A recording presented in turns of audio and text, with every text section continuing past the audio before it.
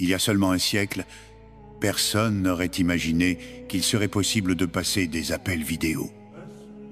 Saviez-vous que le Coran a mentionné cette technologie il y a 1400 ans? Et ce n'est pas tout, il parle également du transport des personnes d'un endroit à un autre par avion, du traitement de la cécité et de nombreuses autres avancées technologiques. Le Coran est un livre rempli de secrets, regorgeant de messages et de versets soigneusement dissimulés pour convenir à chaque époque.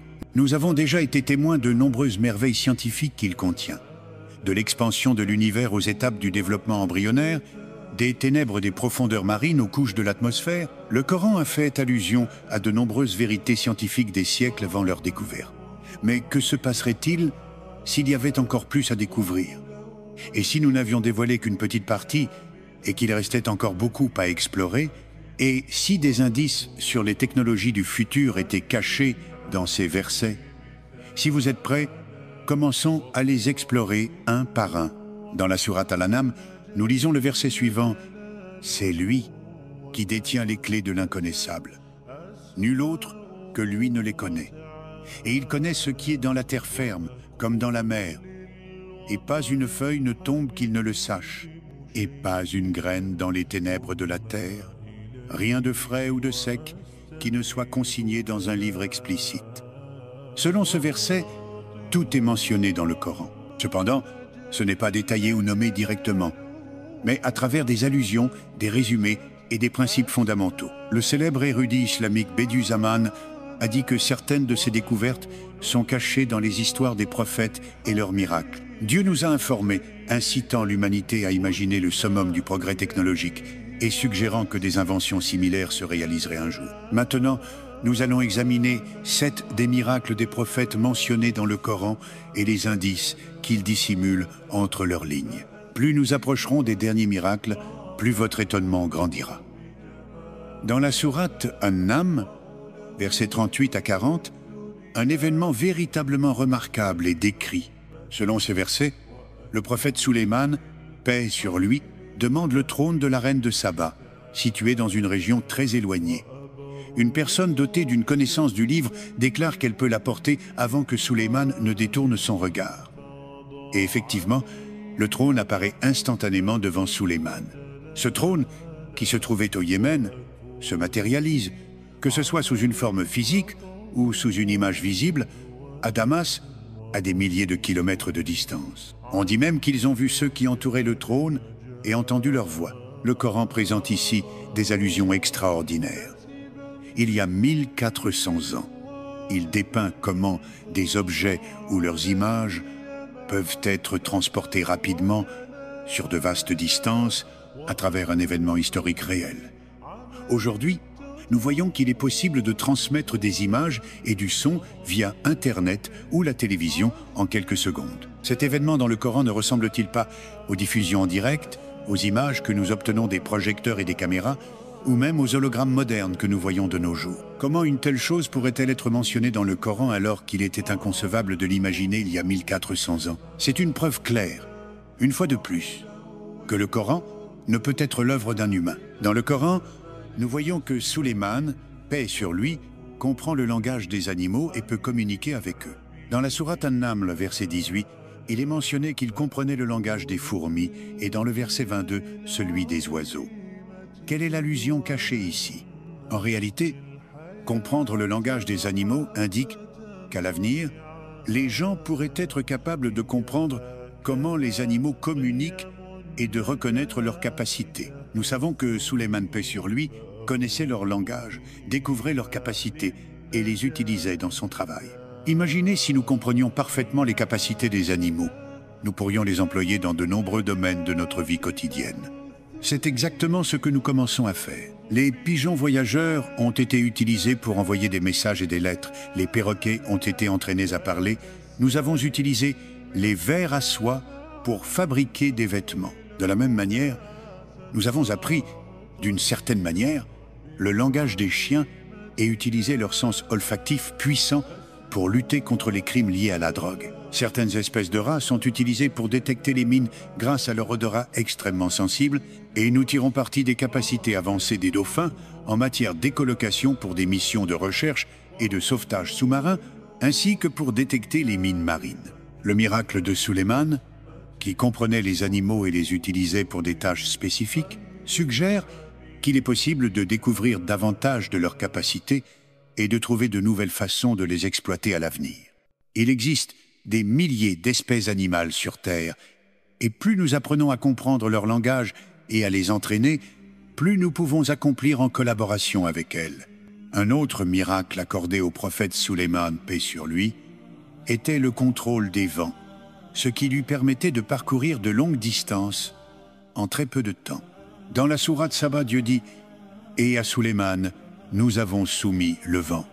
Son aller matinal était d'1 mois et son retour vespéral était d'1 mois. » Ce verset décrit qu'un voyage qui prenait 1 mois entier pouvait être accompli en une fraction de journée. N'est-ce pas une allusion claire aux technologies futures comme les avions? Réfléchissez-y. Aujourd'hui, grâce au progrès technologique et à l'utilisation des vents, nous avons combiné les matériaux appropriés et fabriqué des avions. Comme le suggère le verset, nous accomplissons désormais des voyages longs en très peu de temps, pouvant même être dans plusieurs pays en une seule journée. Des trajets qui prenaient 1 mois entier se font maintenant en quelques heures. Un autre miracle concerne ce qui est arrivé au prophète Ibrahim, paix sur lui. Malgré avoir été jeté dans un feu immense, il n'a pas été brûlé. La colère du tyran Nemrod s'est intensifiée et il a ordonné à ses soldats de préparer un feu gigantesque. Mais lorsque le prophète Ibrahim, paix sur lui, a été jeté dans les flammes, un choc s'est produit. Le feu ne l'a pas touché. Sans aucun doute, c'était un miracle particulier pour ce grand prophète.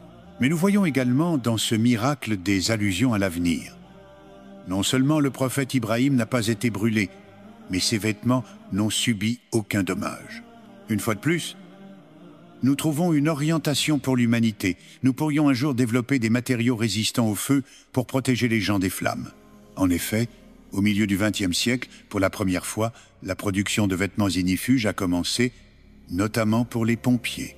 Dans les années 1960, des matériaux spéciaux comme le Nomex et le Kevlar ont été découverts. Le Nomex peut résister à des températures allant jusqu'à 370 degrés Celsius et montre une grande résistance à l'inflammation, tandis que le Kevlar peut supporter jusqu'à 450 degrés Celsius. Grâce à ces innovations, les pompiers peuvent réellement résister aux flammes, ce qui les aide à rester protégés pendant quelques minutes lors d'opérations de sauvetage d'urgence. Dans la sourate Al-Baqarah, Moïse, paix sur lui, frappe un rocher avec son bâton et 12 sources d'eau en jaillissent. Imaginez cela. D'un seul coup de bâton, un rocher sec, sans vie, au milieu d'un désert aride, devient une source abondante d'eau. Et 12 sources commencent à couler, permettant aux gens assoiffés de boire. Mais quels sont les autres messages cachés dans ce miracle? Ce miracle montre qu'il est possible d'extraire de l'eau du sous-sol. En d'autres termes, il s'agit d'une allusion à la technologie de forage que nous utilisons aujourd'hui. Cette méthode remonte au XIXe siècle, et depuis sa découverte, les machines de forage nous ont permis d'accéder aux eaux souterraines, au pétrole et à d'autres ressources naturelles. Voir de l'eau jaillir d'un rocher frappé par un bâton a inspiré l'imagination humaine pour concevoir les technologies du futur. Ce verset contient une allusion aux machines de forage bien avant leur invention. Dans la sourate Al-Imran, Jésus, paix sur lui, dit « Je guéris l'aveugle-né et le lépreux, et je ressuscite les morts par la permission de Dieu. » C'est l'un des miracles les plus connus de Jésus, paix sur lui. Examinons de près l'un de ces miracles, guérir ceux qui naissent aveugles. Aujourd'hui, avec le développement des thérapies géniques et des cellules souches, il est effectivement possible de traiter certains types de cécité congénitale. Jusqu'au XXe siècle, il n'existait aucun traitement pour la lèpre. Aujourd'hui, elle peut être soignée avec des médicaments spécifiques en une période allant de 6 mois à 2 ans. En réalité, de nos jours, sauf dans certaines régions, le nombre de cas de lèpre a chuté presque à 0. Ce verset nous explique le message. Même les maladies chroniques les plus complexes et les problèmes de santé graves ont des solutions. Quel que soit le mal, un traitement est possible. Continuez à chercher, et vous le trouverez. L'allusion la plus étonnante concerne le prophète Sulayman, paix sur lui. Il a soumis les djinns et les a fait travailler pour le bien, avec la permission de Dieu, Suleiman a utilisé les djinns pour plonger dans la mer afin d'extraire des joyaux, construire des structures grandioses et accomplir diverses tâches difficiles. Bediüzzaman dit que ces miracles contiennent des allusions importantes. Les djinns pourraient réellement être soumis et devenir au service de l'humanité dans son travail. Mais bien sûr, cela ne se réalisera pas par la sorcellerie, la magie ou des pratiques contraires à la loi islamique. Il dit que cela pourrait être possible grâce à des secrets cachés dans le Coran.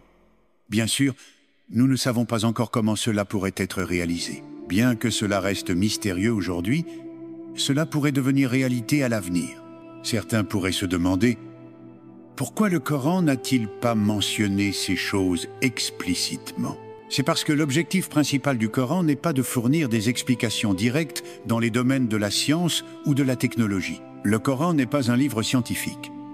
Ses thèmes principaux concernent l'unicité de Dieu, le jour dernier, la prophétie, la justice et l'adoration. Cependant, comme les découvertes technologiques sont également des bienfaits de Dieu et font partie intégrante de la vie humaine, le Coran ne les a pas complètement ignorés. Au contraire, le sage, l'omniscient, y a fait allusion à travers des signes et des indications. Il y a aussi deux raisons importantes à cela.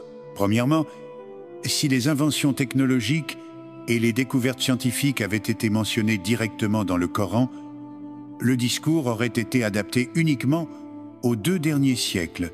Les gens des 12 siècles précédents n'auraient pas pleinement compris, et certains auraient peut-être considéré ces choses comme insensées, ce qui contredirait la nature du Coran en tant que livre universel et intemporel. Réfléchissez-y. Il y a 100 ans, si vous aviez dit à quelqu'un qu'il était possible de passer un appel vidéo, personne ne vous aurait cru. C'est pourquoi ces découvertes sont mentionnées dans le Coran sous forme d'allusion et non explicitement. Deuxièmement, si toutes les découvertes scientifiques et technologiques avaient été clairement énoncées, cela n'irait-il pas à l'encontre du concept d'épreuve? Nous savons que la vie est une épreuve. Si tout était clair, il n'y aurait plus de place pour le doute ou l'incroyance. Tout le monde croirait, ce qui annulerait le but du libre arbitre. Il serait alors impossible de distinguer ceux qui croient sincèrement de ceux qui croient uniquement parce qu'ils n'ont pas d'autre choix. C'est pourquoi ces choses sont mentionnées, de manière à permettre aux gens de réfléchir, de chercher et de prendre des décisions par eux-mêmes. Enfin, la leçon la plus importante de toutes ces allusions coraniques sur l'avenir est qu'elles portent un message clair. Cela ne peut pas être la parole d'un humain. Aucun être humain ne peut, à lui seul, produire une connaissance qui s'adresse à toutes les nations, à toutes les époques et en tout lieu. Les paroles des humains ordinaires ne peuvent pas porter une sagesse intemporelle, ni des orientations valables pour toutes les sociétés. Ces paroles ne peuvent venir que du Créateur qui a tout créé à partir de rien, qui n'est pas limité par le temps et qui sait tout, Dieu. Peut-être n'avons-nous découvert, jusqu'à présent, qu'une petite partie des miracles du Coran. Avec le progrès et les nouvelles découvertes, nous pourrions dévoiler encore plus de merveilles cachées dans ce livre intemporel. Lorsque cela arrivera, la foi de certains grandira, tandis que d'autres continueront à trouver des excuses pour nier la vérité.